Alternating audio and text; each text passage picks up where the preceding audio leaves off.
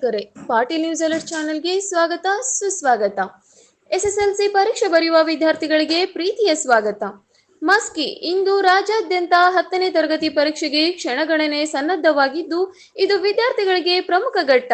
ಹೀಗಾಗಿ ಮಸ್ಕಿ ತಾಲೂಕು ಹಾಲಪುರದ ಸರ್ಕಾರಿ ಪ್ರೌಢಶಾಲೆಯಲ್ಲಿ ಎಸ್ಎಸ್ಎಲ್ಸಿ ಪರೀಕ್ಷೆ ಬರೆಯುವ ವಿದ್ಯಾರ್ಥಿಗಳನ್ನ ಪರೀಕ್ಷೆಯ ಕೇಂದ್ರಕ್ಕೆ ಎಸ್ಟಿಎಂಸಿ ಅಧ್ಯಕ್ಷರು ಮತ್ತು ಪದಾಧಿಕಾರಿಗಳು, ಹಳೆಯ ವಿದ್ಯಾರ್ಥಿಗಳು ಸಂಘದ ಪದಾಧಿಕಾರಿಗಳು, ಶಾಲಾ ಶಿಕ್ಷಕ ವೃಂದ, ಪಾಲಕ, ಪೋಷಕರು, ಶಿಕ್ಷಣ ಪ್ರೇಮಿಗಳು ಸೇರಿ ಎಲ್ಲರೂ ವಿದ್ಯಾರ್ಥಿಗಳನ್ನ ಪರೀಕ್ಷೆಯ ಭಯ ಹೋಗಲಾಡಿಸಿ ಆತ್ಮಸ್ಥೈರ್ಯ, ಮನೋಸ್ಥೈರ್ಯ ತುಂಬುವ ನಿಟ್ಟಿನಲ್ಲಿ ಪರೀಕ್ಷಾ ಕೇಂದ್ರಕ್ಕೆ ಹೂ ಪುಷ್ಪಗಳ ಮೂಲಕ ಗೌರವಿಸುವುದರೊಂದಿಗೆ ವಿದ್ಯಾರ್ಥಿಗಳು ಖುಷಿ ಸಂತೋಷದಿಂದ ನಗು ನಗುತ್ತಾ ಗೆಳೆಯರೊಂದಿಗೆ ತಮ್ಮ ತಮ್ಮ ಕೊಠಡಿಗಳಿಗೆ ಹೋಗಿದ್ದು ಎದ್ದು ಕಂಡು ಬಂತು. ನಂತರ ಪರೀಕ್ಷೆಯ ಕುರಿತು ಮಾಹಿತಿಯನ್ನ ಶಾಲೆಯ ಮುಖ್ಯ ಗುರುಗಳು, ಪರೀಕ್ಷಾ ಕೇಂದ್ರದ ಮುಖ್ಯ ಅಧೀಕ್ಷಕರಾದ ಸುಭಾಷ್ ಸಿಂಗ್ ಹಜಾರೆಯವರ ಪಾಟೀಲ್ ನ್ಯೂಸ್ ಅಲರ್ಟ್ ಸುದ್ದಿಗೆ ವಿವರಿಸಿದರು.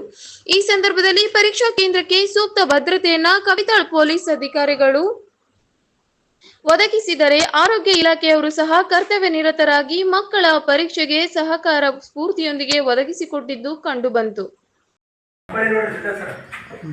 ಮಾರ್ಚ್ 2025ರ ಎಸ್ಎಲ್ಸಿ ಮುಖ್ಯ ಪರೀಕ್ಷೆ 1ರ ಇವತ್ತಿನಿಂದ ಈ ಪರೀಕ್ಷೆಗಳು ಪ್ರಾರಂಭವಾಗ್ತಾ ಇದ್ದಾವೆ.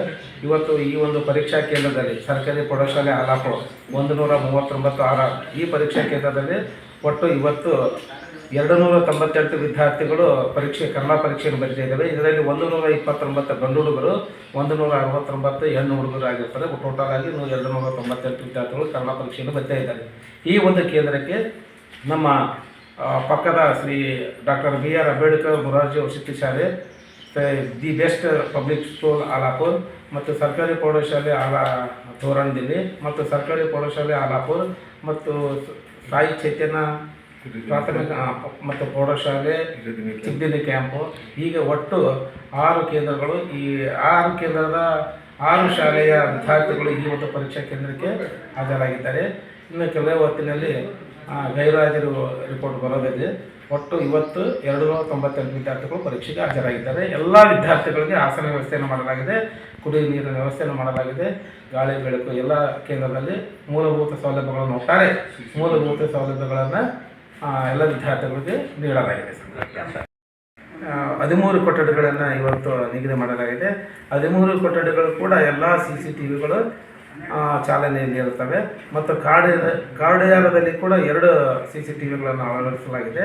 ಒಟ್ಟು ಇವತ್ತು 13+3 ಜನ, ಒಟ್ಟು 16 ಸಿಬ್ಬಂದಿಗಳು, ಅದರ ಜೊತೆಯಲ್ಲಿ ಮೊಬೈಲ್ ಸರ್ಜನಾಧಿಕಾರಿಗಳು, ಮಾರ್ಗಾಧಿಕಾರಿಗಳು ಮತ್ತು ಸಿಟ್ಟಿಂಗ್ ಸ್ಕ್ವಾಡ್ಸ್, ಈ ರೀತಿಯಾಗಿ ಎಲ್ಲ ಸಿಬ್ಬಂದಿಗಳು ಇವತ್ತು ಹಾಜರಾಗಿರುತ್ತಾರೆ. ಒಟ್ಟು ಎಲ್ಲ CCTVಗಳು ಕಾರ್ಯನಿರತವಾಗಿದ್ದು ವೆಬ್ಕಾಸ್ಟಿಂಗ್ ಸುಲಲಿತವಾಗಿ ವೆಬ್ಕಾಸ್ಟಿಂಗ್ ಇವತ್ತು ಮಾಡಲಾಗಿದೆ.